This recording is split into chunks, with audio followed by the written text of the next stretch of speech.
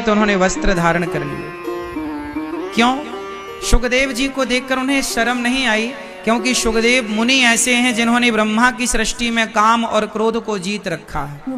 मैया मैया सुनो मेरी मां ध्यान से। अच्छा ये बताओ, काम और क्रोध को जीत पाना संभव है? क्यों? क्यों मेरी मां? मैया भैया, काम और क्रोध को जीत पाना संभव है? जोर से। नहीं, नहीं है संभव। फिर से विचार करके बताओ। ये बात बिल्कुल सही कही आपने कि काम और क्रोध को जीत पाना संभव नहीं है, परंतु जो भगवान की शरण में हैं उन्हें काम क्रोध कभी परेशान नहीं करता। जैसे शुगर की दवाई आपको लेनी ही पड़ती है, लेते रहोगे तो शुगर कंट्रोल रहेगी। बोलो हाँ। नहीं लोगे तो शुगर क्या होगी? बढ़ जाएगी। उसी तरह सत्संग की बूटी लेते रहोगे तो आपका काम क्रोध लोभ मोह भीतर की बुराइयां कंट्रोल रहेंगी। और यदि आपने सत्संग छोड़ा तो काम क्रोध आपको परेशान कर देंगे। इसलिए आपने कभी सांप और नेवले की लड़ाई तो देखी होगी। सांप और नेवले की लड़ाई किस किस ने देखी है? सामने तो ना देखी होगी, टीवी पर देखी होगी। सामने भी देखी है? बताओ कौन जीतता है? जहरीला कौन होता है? मैया जहरीला कौन होता है? जीतता कौन है? जबकि नेवले में ज्यादा जहर नहीं होता, ज्यादा जहरीला सांप है। सांप आकार में बड़ा भी है, लंबाई तो सांप की ज्यादा है, नेवले की लंबाई कम है, पर जीत किसकी होती है? अच्छा ये बताओ, सांप भी तो नेवले को डसता है ना बार बार। जैसे ही नेवला उसके पास जाए तो सांप डसता है। तो बताओ सांप का जहर नेवले पर चढ़ता है कि नहीं? बोलो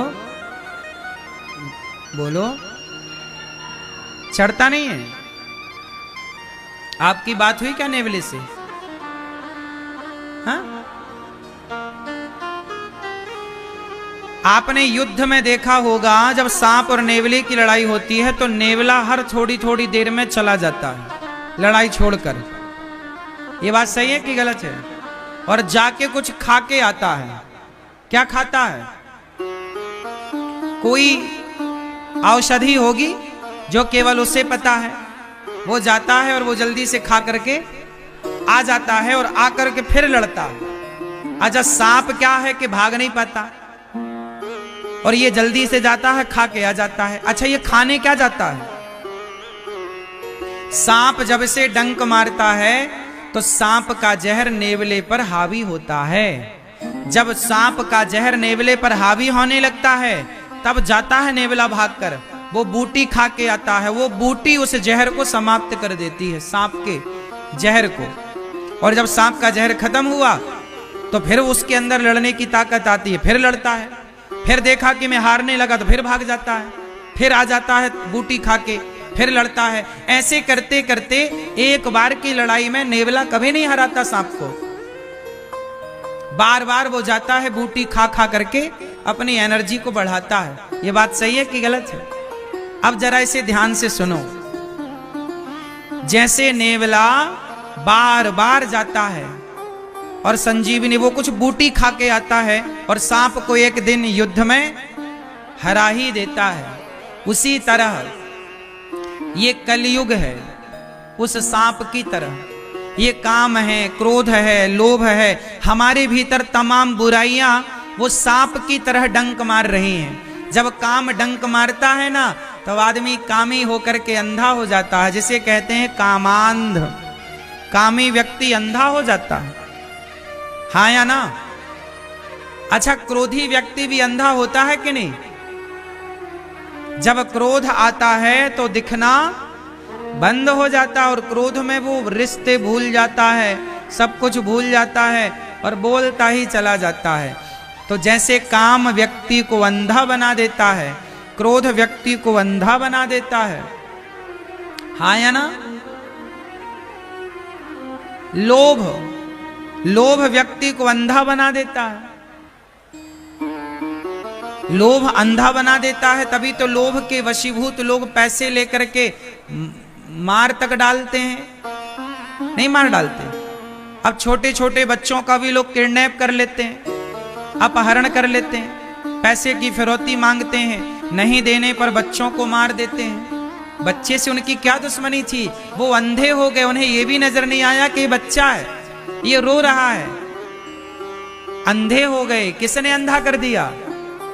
बोलो बोलो। लोभ ने अंधा कर दिया, काम ने अंधा कर दिया। तो सुनो, जैसे सांप ने जहर से बार बार डंक मारा, बार बार काटा, तो जहरीला सांप जब नेवले से लड़ता है तो नेवले पर प्रभाव तो पड़ता है, पर वो जाकर के खा के बूटी आता है। वरना नेवला मर जाए, सांप जीत जाए, यदि बूटी ना खाए तो। उसी तरह संसार की काम, क्रोध, लोभ की बुराइयां आपको रोज डस रही हैं, हाँ या ना? आपको क्या कर रही हैं रोज? बोलो। काम, क्रोध, लोभ की बुराइयां रोज आपको डस रही हैं, और एक दिन ये बुराइयां तुम्हें मार डालेंगी। एक दिन ये काम, क्रोध, लोभ और ये बुराइयां तुम्हें मार डालेंगी। इसलिए क्या करो, जैसा नेवला भाग कर जाता है, बूटी खा के आ जाता है, ऐसे आप भी संसार में रहो। काम, क्रोध तो तुम्हें डस ही रहे हैं, लेकिन हर थोड़ी थोड़े दिनों में संतों के पास जा जाकर सत्संग की बूटी चख लिया करो, सत्संग कर लिया करो। भगवान की कथाओं की बूटी ग्रहण करते रहोगे तो तुम जीत जाओगे, और ये काम, क्रोध, लोभ का सांप हार जाएगा, वरना आप हार जाओगे। इसलिए कहते हैं संतों के वाणी में भागवत सुना करो, सत्संग किया करो, तो जीत आपकी होगी। जो आज के युवा सत्संग नहीं करते ना, वो युवा बिगड़ गए। आजकल के लड़के ना, जैसे आप लोग कुंभ नहाने आए हो ना, ऐसे लड़के लड़कियां जाते हैं कहीं घूमने फिरने बाहर, वो कहते हैं हमारा यही कुंभ है। मौज मस्ती करने पराई लड़की पराई पुरुष के संग घूमते हैं, लिव इन जिसे आप लोग कहते हैं, हाँ या ना? क्यों? क्योंकि उन्हें काम ने डस लिया है। जो आदमी, जो लड़का लिव इन में रह रहा है, इसे किसने डसा है? बोलो। काम वासना ने, लोभ ने नहीं, काम वासना ने। काम वासना ने ऐसा डसा कि विवाह अभी नहीं हुआ और लड़कियों के और लड़कों के संग रहने लग गए, संबंध बनाने लग गए, रिश्ते बना रहे हैं, संबंध बना रहे हैं, लिव इन में रह रहे हैं। अभी शादी नहीं हुई, जबकि हमारे यहाँ विधान है कि बिना विवाह के पराई स्त्री पराई पुरुष का, जब तक आपका विवाह ना हो जाए, पत्नी ना जाए, पति ना जाए, तब तक आप अपने इच्छाओं को, वासनाओं को कंट्रोल रखिए, ब्रह्मचर्य का पालन कीजिए। पहला आश्रम ब्रह्मचर्य आश्रम है, फिर दूसरा है गृहस्थ, फिर तीसरा है वानप्रस्थ, फिर चौथा है सन्यास। लेकिन आजकल के लड़का लड़की शादी के पहले ही रहने लग जाते हैं, तो कौन डस रहा है इन्हें? जोर से काम वासना इस तरह आदमी पे हावी हो गई कि आदमी भूल गया कि ये छोटी 5 साल की बच्ची है कि 3 साल की बच्ची है, अंधा हो गया। छोटी छोटी बच्चियों के साथ भी तो दुराचार की आप लोग समाज में चर्चाएं सुन लेते हो। क्यों हो रहा है ये? क्योंकि व्यक्ति अंधा हो गया। किसने डस लिया? काम वासना ने। हां, लोभ ने डस लिया। पैसे लेकर माँ बाप के बच्चे अपने माँ बाप को घर से निकाल दे रहे हैं। पैसा है माँ बाप के पास तो बच्चे सेवा करते हैं माँ बाप की, पैसा नहीं तो माँ बाप को लोग वृद्धाश्रम छोड़ आते हैं। तो लोभ ने डस लिया ना साहब। तो सुनो, आपको भी ये काम, ये क्रोध, ये लोभ डसने के लिए खड़े हैं। आप भी अपना कल्याण चाहते हो तो आप भी और अपने बच्चों को भी सत्संग से जोड़ दो। मैं गारंटी लेता हूं कि आप रोज सत्संग करेंगे, भले एक घड़ी आधे की पुनियाद। एक घड़ी मतलब 24 मिनट, आधे घड़ी मतलब 12, आधे की पुनियाद मतलब 6 मिनट। 6 मिनट भी सत्संग कर लोगे आप, संतों की वाणियां सुन लोगे आप, तो मुझे विश्वास है कि जैसे जरा सी देर में नेवला बूटी खा के आ जाता है और उसके अंदर का जहर समाप्त हो जाता है उस बूटी से, उसी प्रकार आप जब सत्संग करते हो ना, तो आपके भीतर जो काम क्रोध का जहर है वो समाप्त हो जाता है और आप सत्संग से व्यक्ति निष्पाप हो जाता है। ये जो गंगा मैया है ना, ये भी पाप धुलती हैं, ये भी गंगा मैया है, ये भी एक गंगा है। और सत्संग करना भी क्या है, वो भागीरथी गंगा है, ये भागवती गंगा है। वो भागीरथी गंगा है और ये कौन सी गंगा है, भागवती। इसलिए भागीरथी गंगा में स्नान करना है, पर भागवती गंगा मतलब सत्संग की गंगा में। किस गंगा में, सत्संग की गंगा में डुबकी लगाओगे तो तुम्हारे भीतर जितना भी जहर है, काम का जहर, क्रोध का जहर, लोभ का जहर, बुराइयों का जहर, वो जहर इस सत्संग के जल से साफ हो जाएगा, निर्मल हो जाएगा। सारा पाप ताप संताप समाप्त हो जाएगा और व्यक्ति पापात्मा से पुण्यात्मा हो जाए। इसलिए कहते हैं ना, भागवत सुनो, सत्संग करो, तभी ना पापात्मा से पुण्यात्मा होएगा। अच्छा ये बताओ, शरीर में रोग फैल चुका है तो क्या करना पड़ेगा, परहेज करते हुए जो डॉक्टर वैद्य जी औषधि दें, नियमित रूप से औषधि लेते रहिएगा, परहेज करते रहिएगा। एक दिन आपके शरीर में फैला हुआ रोग कंट्रोल होगा कि नहीं। अच्छा, रोग कंट्रोल होता है कि नहीं, यदि इलाज ना किया जाए तो मार डालता है रोग, लेकिन दवाई समय पर कर ली जाए तो कंट्रोल भी तो होता है। उसी तरह काम वासना एक रोग है, क्रोध एक रोग है, लोभ एक रोग है। ये आप पर हावी तब हो जाते हैं जब ये तो बीमारी तो हावी हो रही है पर आपने कोई उपचार नहीं किया। क्या नहीं किया, क्या नहीं किया, उपचार नहीं किया। सत्संग करते रहिएगा, गारंटी लेता हूं काम वासना कभी तुम पर हावी नहीं हो सकती। सत्संग करते रहिएगा, क्रोध कभी तुम पर हावी नहीं हो सकता। सत्संग करते रहिएगा, लोभ कभी हावी नहीं होगा। लोभ तब हावी होता है जब आप सत्संग नहीं करते। ये समाज बिगड़ कौन लोग रहे हैं, जो सत्संग करने वाले हैं, जो संतों से जुड़े हैं, जो सत्संग करते हैं, वो लोग नहीं बिगड़ रहे हैं। जो सत्संग से नहीं जुड़े वो लोग बिगड़ रहे हैं। तुमने आंगन नहीं बुहारा, कैसे आएंगे भगवान। चंचल मन को नहीं सवारा, कैसे आएंगे भगवान। हाँ,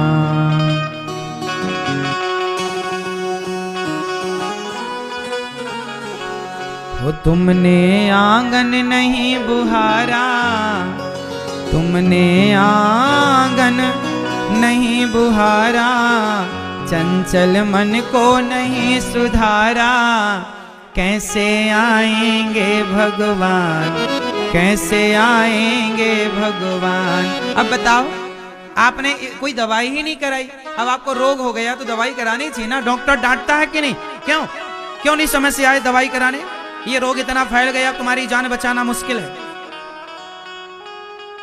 तो जान बच जाती ना, तुम समय से आ जाते, ये तुम्हारे बच्चे बच जाते, तुम समय से नहीं सत्संग से जोड़ देते, तो सत्संग से जोड़ देते, संतों से जोड़ देते, तो तुम्हारी ये युवा पीढ़ी भटकती ना। वो तुमने आंगन नहीं बुहारा, चंचल मन को नहीं सुधारा, कैसे आएंगे भगवान, कैसे आएंगे भगवान, कैसे आएंगे भगवान, कैसे आएंगे भगवान।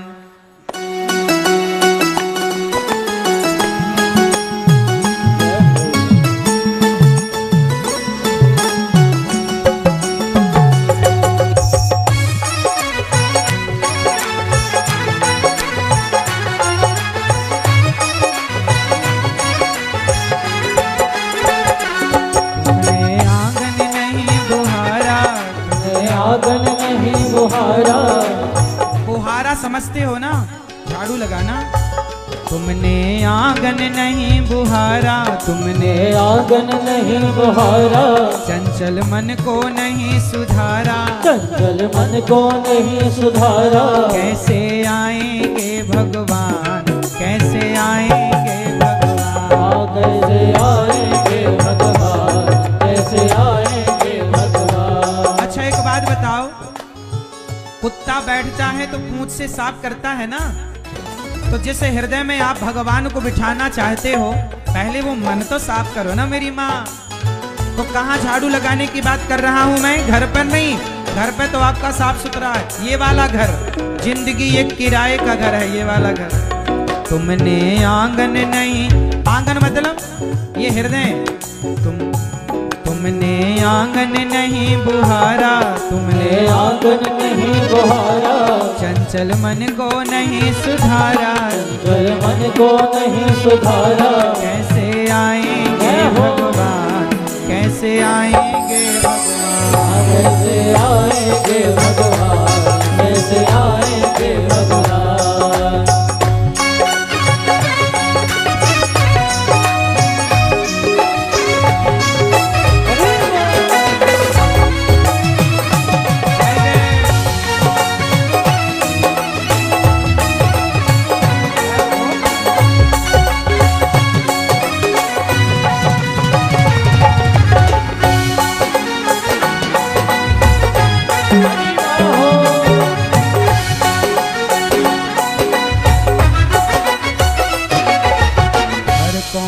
कलमश कषाय की लगी हुई है ढेरी, हर कोने कलमश कषाय की लगी हुई है ढेरी।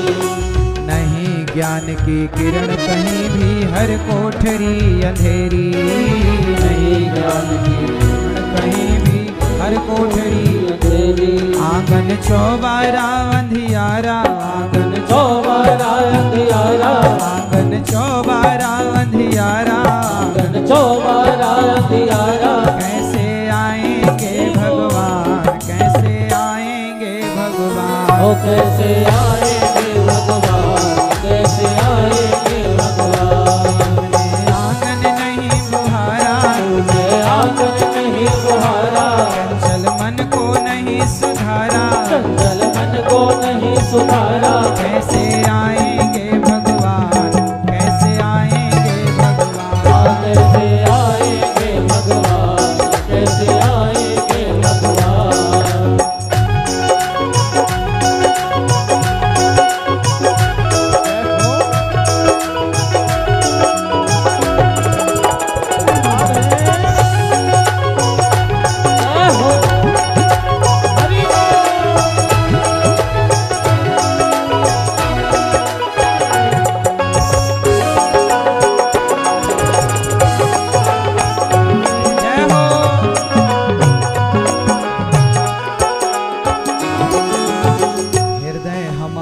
पिघल न पाया जब देखा दुखियारा, हृदय हमारा पिघल न पाया जब देखा दुखियारा।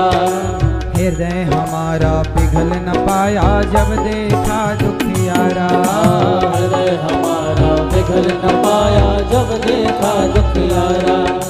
किसी पंथ भूले ने हमसे पाया नहीं सहारा, किसी पंथ भूले ने हमसे पाया नहीं सहारा। जब तक हमारा हृदय नहीं पिघलता ना किसी दीन दुखी को देखकर, तब तक भगवान हृदय में नहीं आते।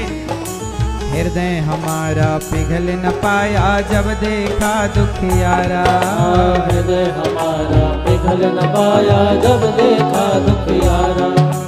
किसी पंथ भूले ने हमसे पाया नहीं सहारा, किसी पंथ भूले ने हमसे पाया नहीं सहारा। सूखी है करुणा की धारा, सूखी है करुणा की धारा, सूखी है करुणा की धारा, सूखी है करुणा की धारा। कैसे आएंगे भगवान, हरि बोल।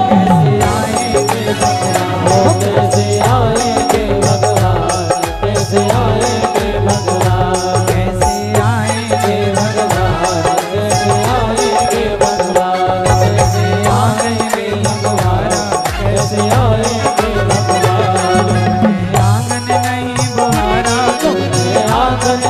बुहारा, चंचल मन को नहीं सुधारा, चंचल मन को नहीं सुधारा। कैसे आएंगे भगवान, कैसे आएंगे भगवान, ओ कैसे आएंगे भगवान, कैसे आएंगे भगवान, कैसे आएंगे भगवान, कैसे आएंगे भगवान, ओ कैसे आएंगे भगवान, ओ कैसे आएंगे भगवान, कैसे आएंगे भगवान, ओ कैसे आएंगे भगवान, कैसे आएंगे भगवान।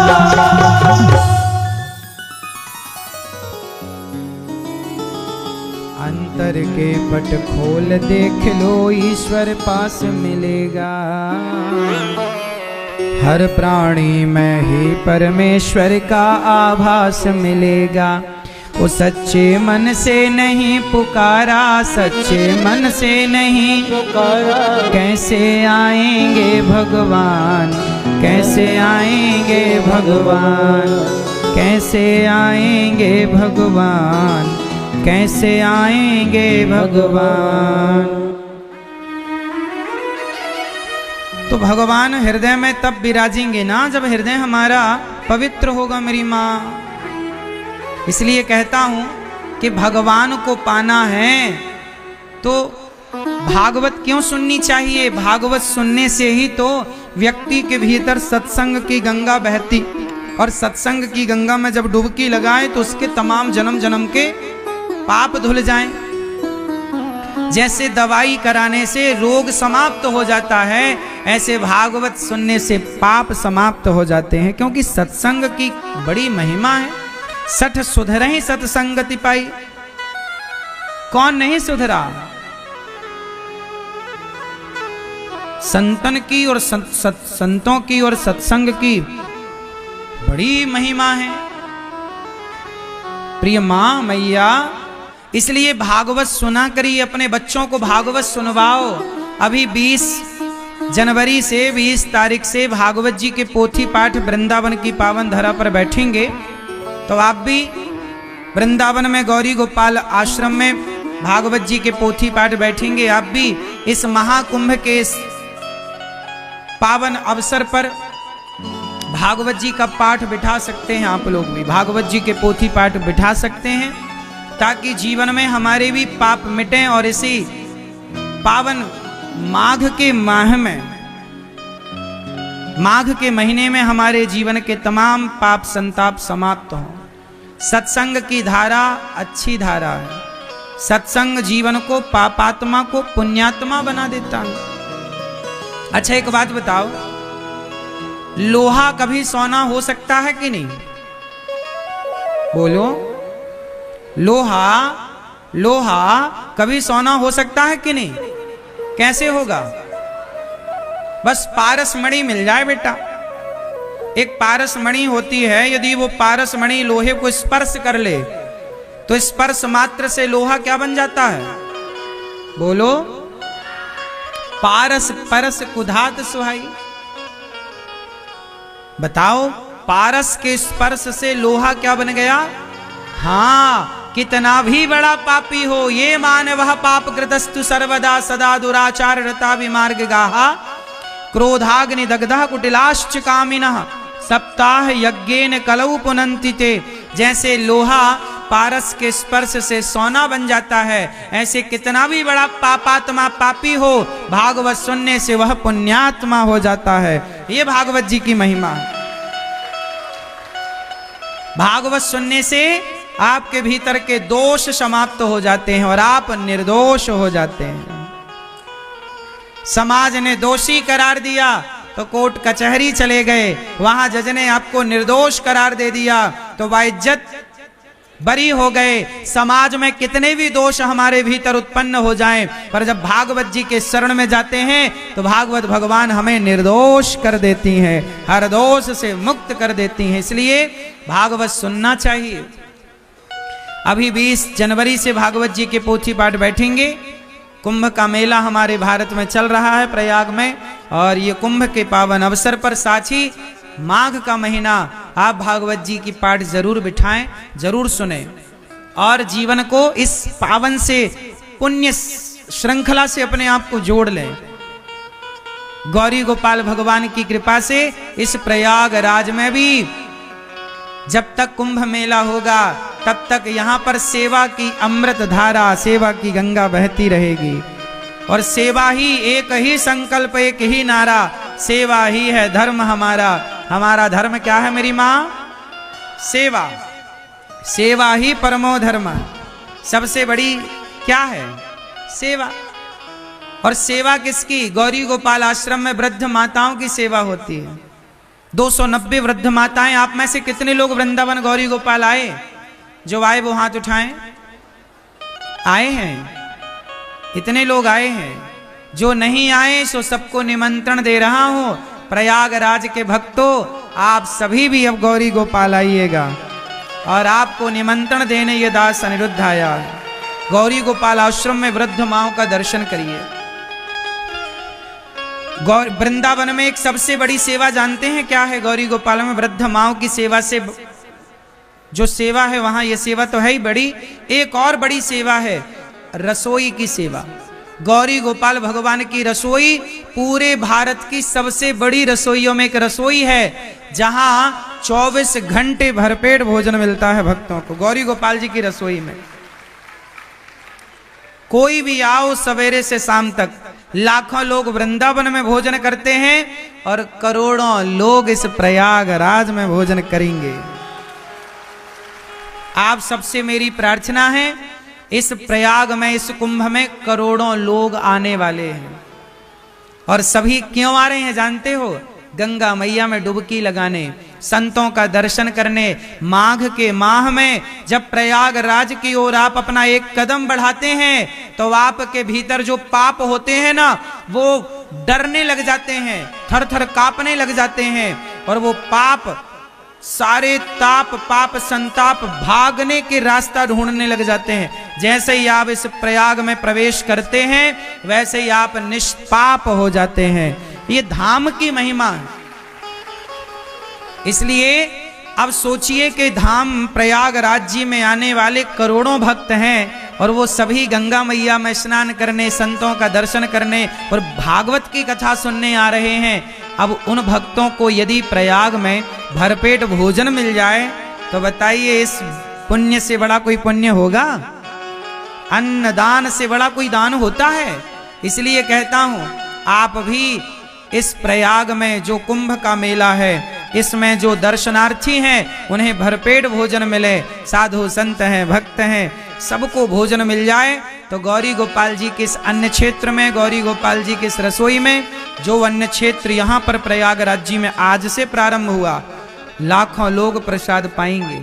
तो आप भी अपने अन्न की आहुति डालिएगा थोड़ा सा, कि आपकी भी 2 रोटी 2 पूड़ी, थोड़ी सी खिचड़ी आपकी भी यहाँ पहुँचे और आपका प्रसाद यहाँ भक्तों को बांटा जाए। तो आप भी इस सेवा से जोड़िएगा। आज ये प्रथम दिन का प्रसाद दर्शन आप कर रहे हैं। हजारों भक्तों ने प्रसाद लिया और अभी भी प्रसाद चल ही रहा है। अब यहाँ भी अखंड, आप मान लीजिए कि अखंड अन्न क्षेत्र यहाँ चलेगा। सुबह से लेकर जब तक प्रसाद पाने वाले भक्त रहेंगे तब तक चलेगा। ये भगवान ने दास अनिरुद्ध को अन्न सेवा की सेवा दे रखी है कि तुम्हें कुंभ में ये सेवा करनी है। तो आप भी इस कुंभ में ये अन्न क्षेत्र की जो सेवा चल रही है, आप भी जरूर प्रसादी बंटवाएं और भक्तों को भोजन मिले। इसके लिए आप भी जुड़ें, इस कार्य से सहयोग करने लायक हैं तो करें। शुकदेव भगवान को हम प्रणाम करते हैं, जो जन्म लेते ही सन्यासी हो गए। सूत जी महाराज जब 88,000 संतों के बीच में पहुंचे, शौनक आदि ऋषियों ने खड़े होकर सम्मान किया। सूत जी से शौनक आदि ऋषियों ने कहा कि गुरुदेव हमें कथा सुनाइए। कौन सी कथा सुनाए? भक्ति ज्ञान विरागाप्तो विवेको वर्धते महान, माया मोह निरासश्च वैष्णवै क्रियते कथम। भक्ति, हे गुरुदेव भगवान हमें ऐसी कथा सुनाइए कि हमारी भक्ति बढ़ जाए। क्या बढ़ जाए?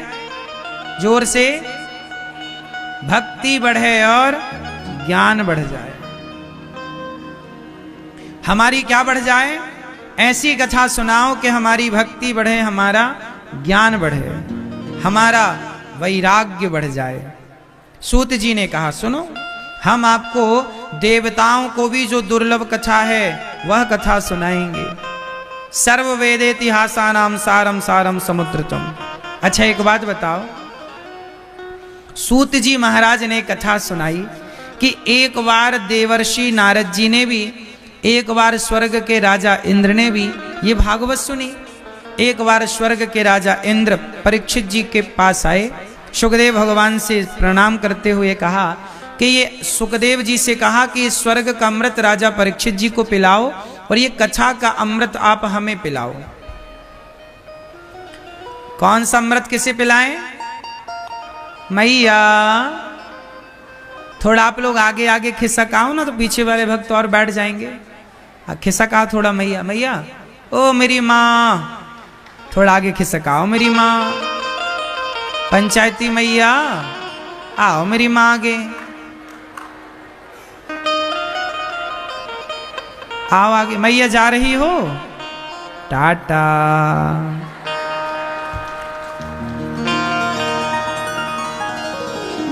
टाटा।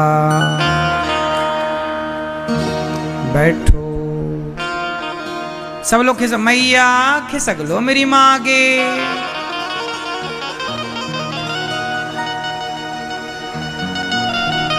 भगवान सुखदेव जी इंद्र से कहते हैं, देवराज इंद्र बोले कि स्वर्ग का अमृत आप परीक्षित जी को पिला दो।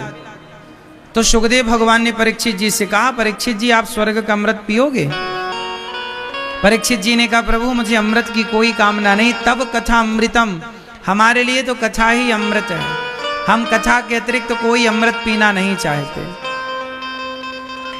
तब सुखदेव भगवान ने इंद्र से कहा, इंद्र तुम्हारे स्वर्ग के अमृत को पीने वाला इस मृत्यु लोक में कोई नहीं है। जिसे कथा का अमृत मिले उस स्वर्ग का अमृत क्यों पिए? क्वा सुधा क्वा कथा लोके क्वा कांचा क्वा मणिर्महान।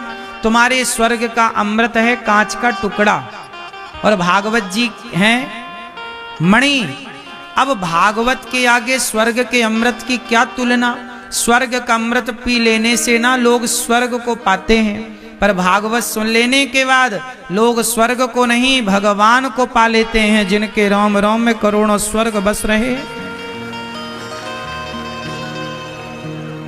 इसलिए स्वर्ग के अमृत से ज्यादा महिमा कथा अमृत की है।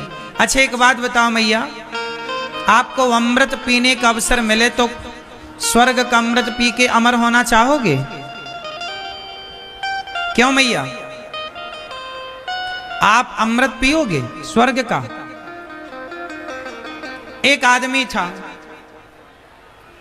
एक बार क्या हुआ, एक जंगल में एक सरोवर में वो गया और सरोवर का पानी पी लिया। जब पानी पिया तो वो अमर हो गया। दूसरा आदमी आया वहां पानी पीने, तो उसे रोका उसने, जिसने पी, ए भैया ये पानी मत पीना, ये पानी अच्छा नहीं है। क्यों भाई? अरे जो पीता है वो अमर हो जाता है, देख मैंने पिया मैं अमर हो गया। अरे ये तो अच्छी बात है कि आप अमर हो गए। बोले नहीं, अमर हो जाना बहुत अच्छी बात छोड़ी है। अब सोचिए कि आप बूढ़े हो गए, चला नहीं जा रहा है, खटिया पर पड़े हैं, लेकिन आप मर नहीं सकते, तो बताओ ऐसी अमरता का करोगे क्या? आदमी तो ये सोचता है ना कि समय से मर जाएं, बहु जीना बहु जोतना, क्यों ना मुसीबत होए। बहुत जीना भी अच्छा नहीं है। मैया, ओ सेल्फी वाली मैया, हो गई सेल्फी? सुनो मेरी माँ, अच्छा ये बताओ मैया, आप 100 साल की हो गई माना की, और 150 साल की हो गई, और आपसे अब काम धाम नहीं हो रहा है, लेकिन आप अमर हैं, मरेंगी नहीं, और आपसे चला नहीं जा रहा है, पानी उठा के पिया नहीं जा रहा है, तो बताओ ऐसा अमर होना 100 बार करोड़ों बार मरने से ज्यादा है कि नहीं? बोलो हाँ। इसलिए मरना सबसे बढ़िया है। सबसे बढ़िया औषधि क्या है? मृत्यु। जो हर बूढ़ा चाहता है। हर बूढ़ा मतलब 80 साल तक नहीं, 90 साल। यदि आपके हाथ पांव बढ़िया है तो आप कभी नहीं मरना चाहेंगे। लेकिन जर्जरता जब आती है, जब व्यक्ति बहुत वृद्ध हो जाता है, तब फिर उसे भी लगने लगता है कि हम मर जाएं। बात सही है। फिर घर वाले प्रार्थना करने लगते, महाराज जी ऐसा आशीर्वाद दो हमारी दादी अब चली जाए। मैया कितने साल और जियोगी आप? कितना तमन्ना है? 100? दांत तो गिर ही गए, चावल के भरोसे ही हो, रोटी चबती नहीं होगी, और अभी कितना और जीना है? हाँ, इच्छा है जीने की। इसलिए हम कहते हैं जीने की इच्छा त्याग दो। कुछ लोग कहते हैं गुरुजी हमें डर लगता है, किससे? मर ना जाए। अच्छा ये बताओ, मरना तो पड़ता है, ये बात सही है कि गलत है? मरने से सब जग डरा, मेरे मन आनंद, कब मरी हूं कब भेंटी हूं पूर्ण परमानंद। इसलिए मरने से डरने का नहीं, अच्छे कर्म करने का, ताकि मरे तो बिंदास मरे अच्छे। हमें मरने से डर नहीं लगता। क्यों? हमने कोई गलत काम थोड़ी किए हैं कि हम मरने से डरें। जो पाप किया हो, जो चोरी करे, जो बहन बेटियों को गलत तरीके से देखे, वो मरने से डरे। हमने तो कभी किसी के साथ गलत नहीं किया, ना गलत भाव रखते हम, ना मन से वाणी कर्म से कभी किसी का बुरा नहीं सोचते, तो हमें मरने से डर क्यों लगेगा? हम तो यहाँ भी आनंद से जी रहे हैं, और वहां जाएंगे तो वहां भी आनंद से। हमने कोई गलत थोड़ी किया है कि हमें डर लगे। डरे वो जो गलत किया हो। क्यों भाई? मृत्यु से कौन डरे? वो जो गलत किया हो। हमने थोड़ी किसी की बहन बेटी को गलत तरीके से देखा जो हमें डर लगे।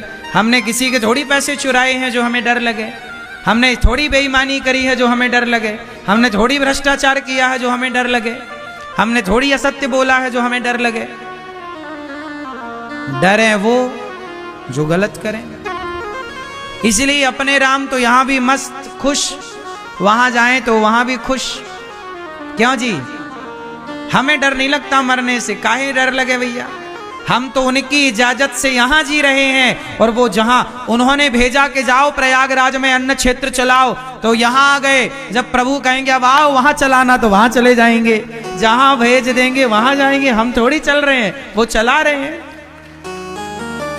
उन्होंने भेजा हमें वृंदावन, तो वृंदावन में अन्न क्षेत्र की सेवा भगवान ने दी, जाओ अन्न क्षेत्र चलाना। हमें बिहारी जी ने वृंदावन भेजा तो वृंदावन चले गए। भगवान ने प्रयागराज भेजा, प्रयागराज आ गए। जहां आगे भेजेंगे वहां जाएंगे। हाँ या ना? तो हम अपने से थोड़ी जा रहे हैं। भगवान जहां जहां भेज दे रहे हैं, एक दिन यहां वहां यहां यहां भेजते भेजते भगवान कहेंगे चलो अब बैकुंठ आ जाओ, वहां भी सेवा करनी है, तुरंत बुला लेंगे बैकुंठ। क्या है? तो इसलिए मरने से वो डरे जो पाप किए हो। यदि आपको मरने से डर लगता है, इसका मतलब आपके भीतर पाप हैं। पाप है ना साहब, डरा रहे हैं आपको। तेरा क्या होगा रे कालिया, जो किया है भोगना पड़ेगा। बताओ, रावण को कर्म दंड भोगने पड़े कि नहीं? बोलो हाँ। दशरथ जी को भी कर्म दंड भोगने पड़े कि नहीं? दशरथ जी ने एक पुत्र को बाण मार दिया, श्रवण कुमार को। निरपराध, कोई अपराध तो था नहीं श्रवण कुमार का। जब मार दिया बाण, तो अंधा अंधी ने श्राप दे दिया कि जैसे मैं पुत्र के वियोग में बेटा तड़प रही हूं ना, और तड़प रहा हूं, ऐसे तुम भी पुत्र के वियोग में तड़प तड़प करके मर जाओगे। भगवान के बाप को कर्म दंड भोगना पड़ा, तो भैया रे हम और तुम थोड़ी बचेंगे। कौन बचा है? भगवान के पिता नहीं बचे। भीष्म पितामह बाणों की सैया पर सो रहे हैं। कहां सो रहे हैं?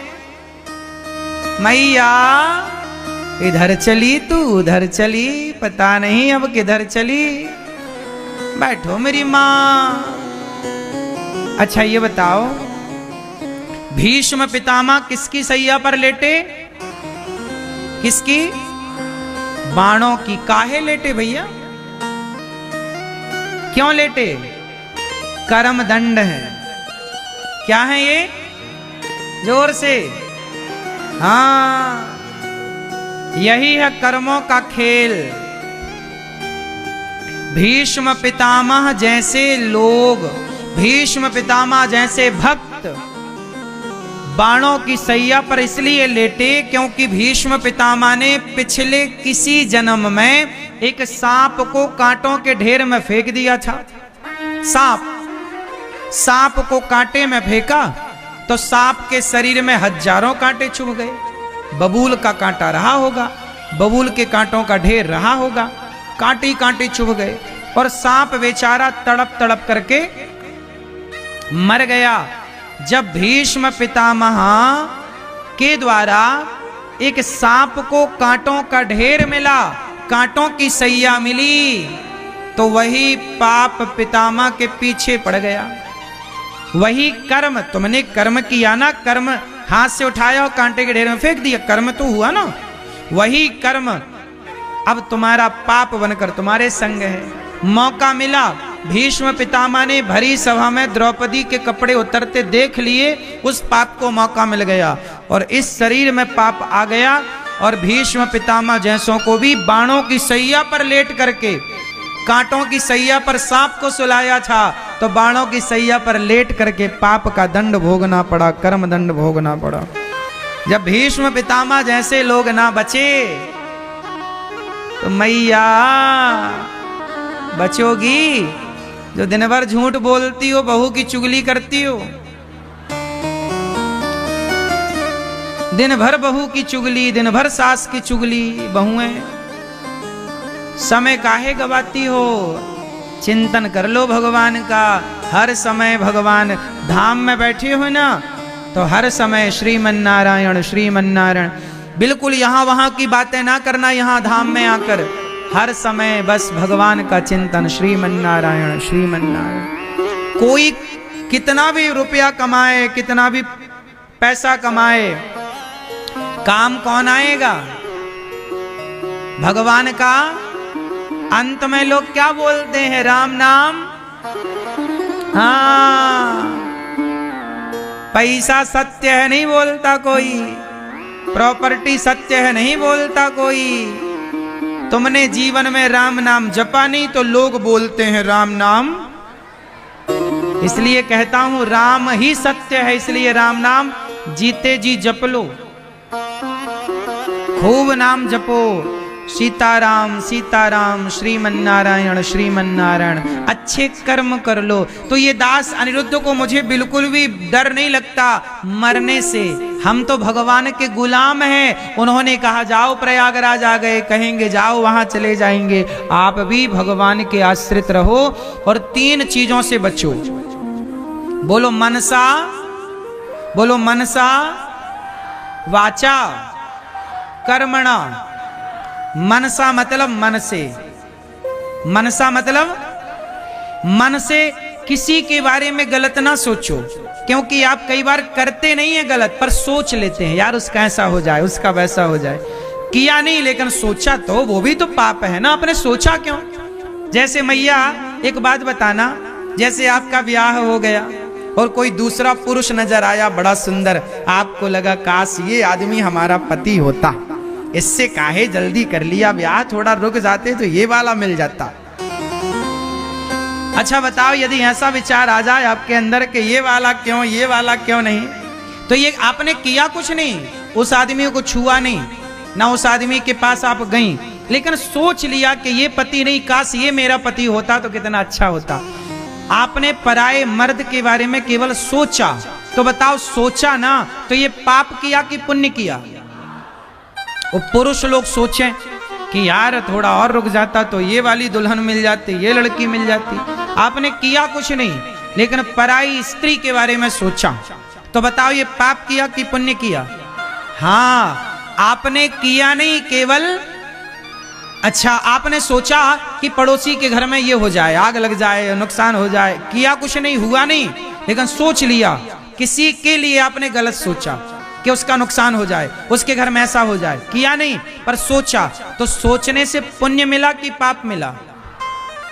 इसी को कहते हैं मानसिक पाप। कौन सा पाप? मनसा। कौन सा? कौन सा? हाँ, किसी के बारे में मन से भी गलत ना सोचो, बचो। यदि सोचा भी है तो वो भी पाप है। इसे कहते हैं मनसा। कौन सा? मनसा पाप। अच्छा, मनसा पुण्य भी होता है।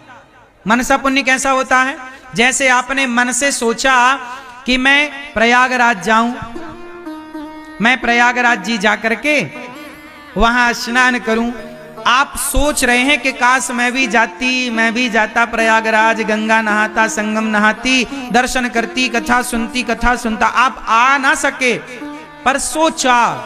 तो सुनो, भले आप नहीं आ सके, पर सोच लिया तो आपको पुण्य पूरा प्राप्त होगा। यह है मनसा। मनसा पाप भी होता है और मनसा पुण्य भी होता है। बात सही है कि गलत है?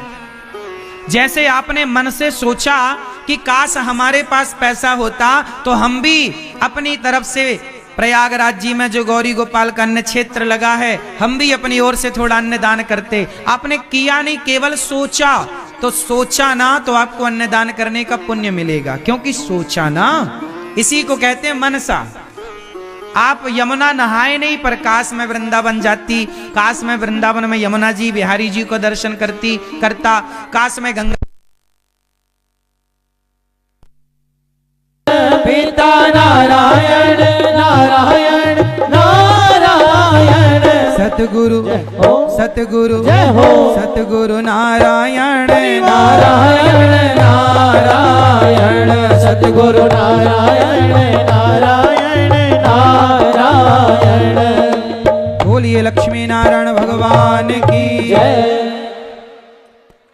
तो बात कर रहे थे मनसा वाचा कर्मणा। आज देखिए, बात मन से संतों को जब स्मरण किया जाए तो हमारे परम पूज्य श्री सतुआ वाले बाबा जी, जिनका नाम पूरी दुनिया में है और सतुआ बाबा के नाम से सारा जगत जानता है, और सबसे बड़ी इस पूरे कुंभ क्षेत्र में सबसे बड़ी व्यवस्था पूज्य महाराज जी की, सतुआ वाले बाबा जी की सबसे बड़ी व्यवस्था है। परम पूज्य महाराज जी श्री संतोष दास जी, उनके कृपा पात्र पूज्य महाराज जी के कृपा पात्र पूज्य महाराज जी उस गद्दी पर बैठे हैं, और दास अनिरुद्ध पर इनकी बड़ी करुणा और कृपा है। आज हमारे बीच में भैया श्री संतोष दास जी महाराज जी यहाँ उपस्थित हुए हैं। सतुआ बाबा के नाम से आप सब जानते हैं, उनका नाम सतुआ बाबा क्यों पड़ा? पूज्य महाराज जी ने हमें बताया कि ये चना पहले क्या है ना, ये काशी में सब दीन दुखियों को सबको चना और हलवा चना दिया करते थे, प्रसाद अन्न क्षेत्र चलाते थे ना, प्रसाद बांटा करते थे। तो बताए कि भगवान शंकर ही किसी साधु के रूप में आए और उन्होंने कहा कि बाबा ये तेरे चने बड़े कड़े हैं, शरीर बूढ़ा है, ने पीस के दे दे। तो बाबा ने चने को क्या कर दिया? पीस दिया, तो बन गया सतुआ बन गया। तो सतुआ वाले बाबा के नाम से सारा संसार जान गया और वहां सबको पेट भर भोजन। ये पूज्य महाराज जी सामान्य रूप में जो आपको दर्शन हो रहे हैं, ये अद्भुत संत हैं और इन्होंने लाखों लोगों के लिए इस कुंभ क्षेत्र में ठहरने की, खाने पीने की खूब बड़ी बड़ी व्यवस्थाएं कर रखी। देखो संत लोग ही ना पूरा, आप जब साधु आपके द्वार पर जाता है ना तो आप संतों को खूब चकाचक खवाते हो, और प्रयागराज में कुंभ में जब आप गृहस्थ लोग आते हो ना तो संत लोग खूब उड़ेल देते हैं। सारे संतों के यहाँ बढ़िया भोजन प्रसादी चल रही, आप खाते खाते थक जाओगे, पर संत जन खवाते खवाते ऐसे परम करुणामय हमारे भैया श्री संतोष दास जी महाराज आज आए हैं। दास आपके चरणों में कोटि कोटि नमन वंदन करता हुआ, आपके चरणों की रज माथे पर लगाता हुआ अपने आप को कृतार्थ कर रहा है पूज्य महाराज जी की चरण रज से। साथ में और भी संत जन यहाँ पधारे हैं। सभी संत जनों को दास अनिरुद्ध का कोटि कोटि प्रणाम, कोटि कोटि वंदन, कोटि कोटि नमन। पूरे प्रयाग की सबसे विलक्षणता यही है, विलक्षण बात यही है कि यहाँ सब जगह देखिए करोड़ों लोग आ रहे हैं, पर करोड़ों लोग सब खूब भरपेट चकाचक खा रहे हैं, बड़ी आनंद ले रहे हैं। ये सभी संतों का अनुग्रह है, संतों की करुणा है।